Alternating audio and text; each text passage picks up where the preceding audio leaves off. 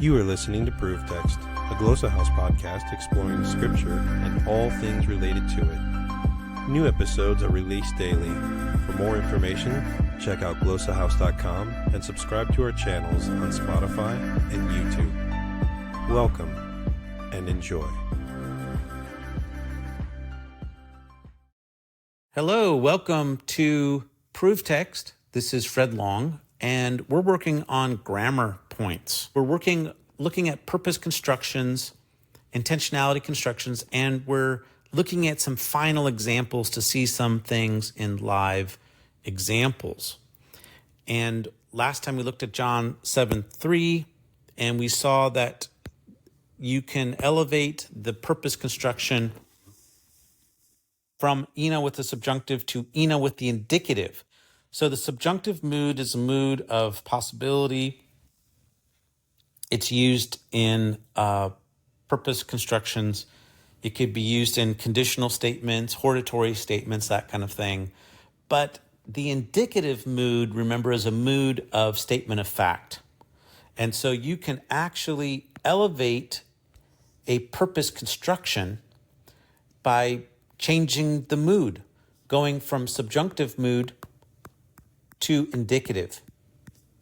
And that's what we see going on here. So when you see this happening, you should pay attention and say, okay, what's being stressed here? So we saw in John 7:3 that the brothers are wanting Jesus to present himself, that they could behold his works, okay? So in Luke 20:10a, we see something similar, and I'll read the Greek text to you. I'll translate the Greek text. And at that time, he sent servants to the farmers in order that they would give to him from the fruit of the vineyard. Okay, this is the parable of the vineyard, I believe, in context. And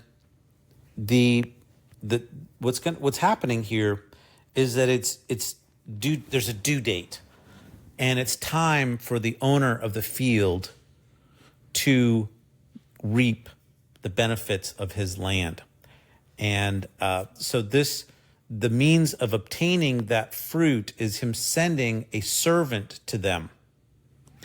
And so that's the means. So that, and the goal is that they would give to this servant, give to him from the fruit of the vineyard.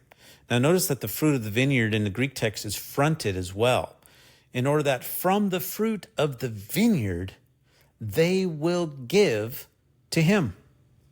Okay, so this is the situation. It's kind of a vivid situation that's being portrayed here, and this is going to set up the contrast of this expectation to the reality. They refuse. They refuse to give it, and that's kind of the point here. So elevation, modal elevation, a mood elevation from subjunctive to indicative to effect more vividness. And you need to look at why that's being done in the context. And in here, it's setting up a contrast of expectation. These workers should be giving to the servant, for the master, the benefits of the vineyard, but they're not going to, and that is going to create a judgment setup. All right. Well, thanks for listening to GrammarPoint, and we'll look forward to having you watch and listen next time. Take care. Interested in growing your ancient language skills but not sure where to start? Glossa House can help. From illustrated readers and short stories to lexicons and grammars, Glossa House offers a variety of resources for beginning, intermediate, and experienced ancient language learners. Head to glossahouse.com today. Glossa House, language resources for the global community.